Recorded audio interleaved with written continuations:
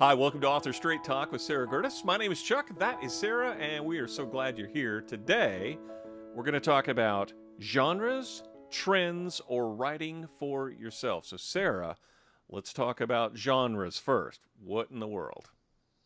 Okay, there are so many primary genres, and within each genre, there are multiple subgenres like romance. There are considered five primary genres of romance and then multiple subgenres underneath. So, one of the fundamental questions that comes up is do I need to stick with one genre? And can I branch out to other genres? Now, in the last episode, we talked a little bit about the author promise and using that as a technique to overcome writer's block. Well, sometimes what happens is an author will say, oh my gosh, I just got over writer's block because now I'm decided I'm going to go write in the suspense and I've been writing in women's contemporary fiction. Well, the problem with, or rather, publishers, agents, and editors are going to tell you that the problem with writing in multiple genres is that you are breaking your author promise. So if they have come to know you as a sci-fi writer and suddenly you want to write nonfiction books and you have broken a reader promise because you're kind of going from one to another. So that's one issue that authors will have. So, Sarah, you've written in a couple of different genres. How is that working for you? Well, it was actually pretty rough. I will be honest with you. I had really very quick success with nonfiction, and that was because I had a multi-year background in making other companies money. Okay, so that was very easy, and it had a very clear audience. The challenge is I was basically a newborn. I was starting over when I went into the fiction world, so my work in nonfiction didn't matter at all. There was no crossover between the target audience. That meant there was no crossover in the marketing efforts. So, there's a phrase that the rising tide floats all boats. Right. That is a fallacy. There's a conventional wisdom in publishing that the sales of a author's library is what it's called really take off at about book 7 or 8.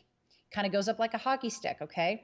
The problem is if you don't have 7 or 8 books in your library in a particular genre, it's not floating all boats. You basically are starting over. So not only did I suffer from starting over again as an author in a new genre, but none of my marketing activities were leveraged. None of my sales activities were leveraged. My messaging was totally screwed up. So that is one element.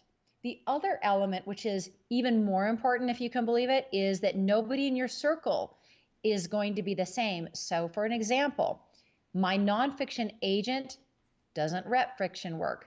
I had to go out and get a new agent, and that is not easy when you're an unpublished author in the fiction world. Secondarily, your editors are all different. So in future chapters of Author Straight Talk, I talk about the different types of editors. Well, your strategic editor, totally different.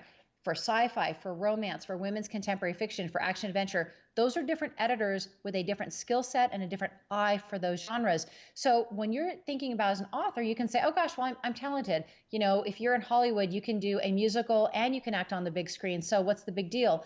You can have the same agent in Hollywood.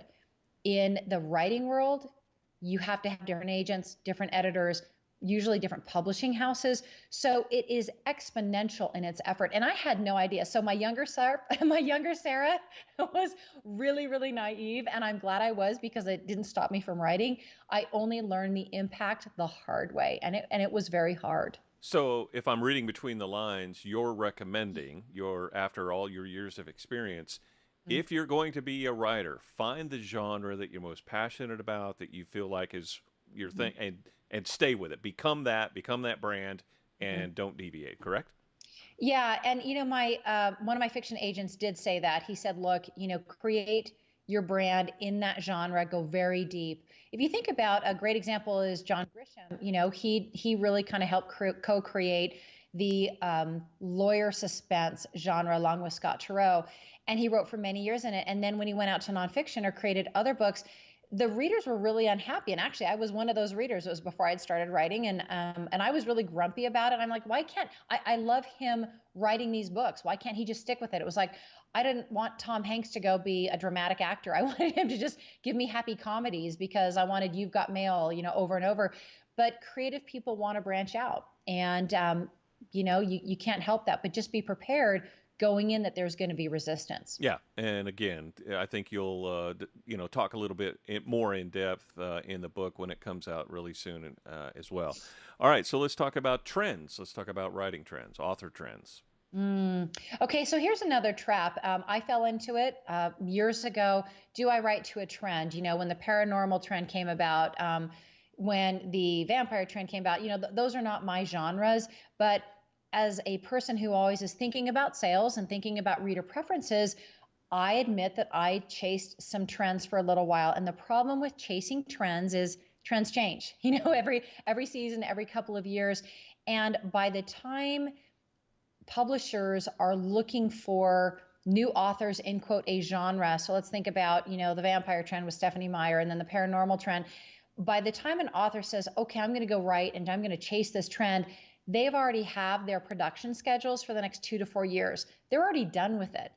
They want the next thing. So it's impossible to get on the backseat of a trend, and it's almost nearly as impossible to kind of create a trend. You really, it's luck of the draw what you're writing. But the biggest thing is don't try and chase the trends because you're probably going to be ahead of it or behind it. All right, and you also talk about writing for yourself. What do you mean by that? Okay, I love this topic because it is one that you can't fake. So my agent Peter Ruby, who I mentioned in the book, he took me on, then he fired me because my books weren't selling, and then he took me on again, and he actually said to me one day, he said, I love this. It was in the women's fiction area, and he said, what happened to you? Your voice is so authentic. And I said, well, my daughter came down with an illness. We thought she was going to die. She lost all her hair.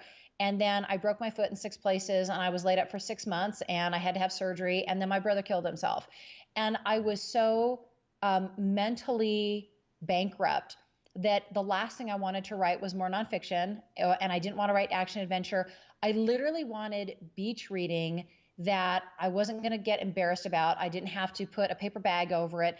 I just wanted something that was hopeful and inspirational and entertaining. And so I outlined a book. I was in a cast by the pools. My family was swimming. I outlined a book and I wrote it in 3 months.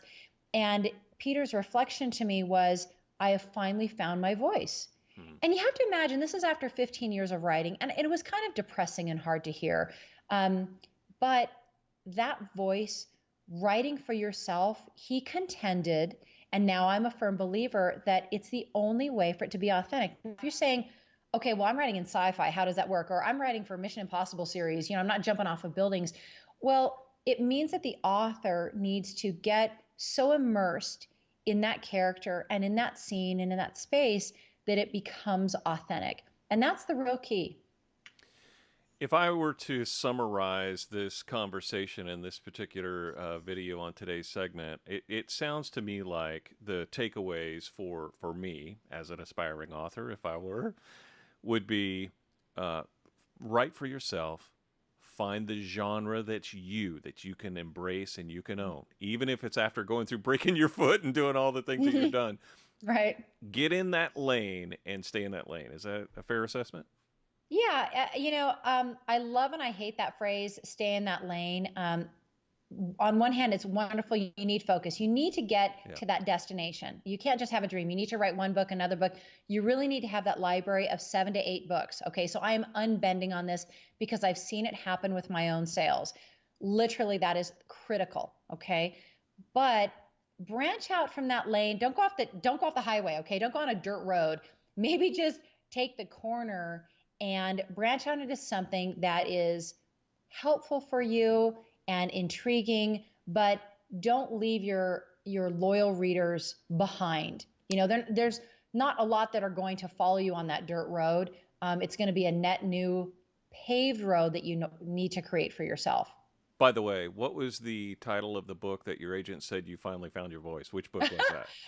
That was the first book in my women's contemporary fiction genre. So that was called A Convenient Date. And that book did better than all my other books combined. Yeah. Just to give you an example. And I had written 6 or 7 books prior to that time. Yeah. And I assume anybody who's watching this can get that book or any of your books, right? It's at your website? Well, yeah, the easier places, Amazon, Okay. Barnes and Noble, they're all out there. Yeah, yeah, and you can find out more information at sarahgertis.com. I hope you'll subscribe on this particular video series because we're going to continue to update these as we get a little bit closer to the book launch, where you can get all kinds of details. But in the meantime, we're going to be giving you little tidbits between now and then. Next time on this series, we're going to talk about copyrights, ownerships, and avoiding lawsuits. That sounds That's refreshing. important. Yeah. Especially the Those are lawsuits. big deals. Right. You want to save the money that you've earned. You don't want to spend it out on a lawsuit. Yeah, that's right. We'll do all that next time right here on Author Straight Talk with Sarah Gertis.